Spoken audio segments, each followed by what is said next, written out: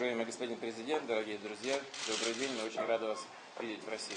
سيد الرئيس المحترم، أيها الأصدقاء المحترمون، نحن سعداء جدا أن نراكم هنا. الأخ العزيز الرئيس بوتين، أنا سعيد جدا بوجودي معكم اليوم،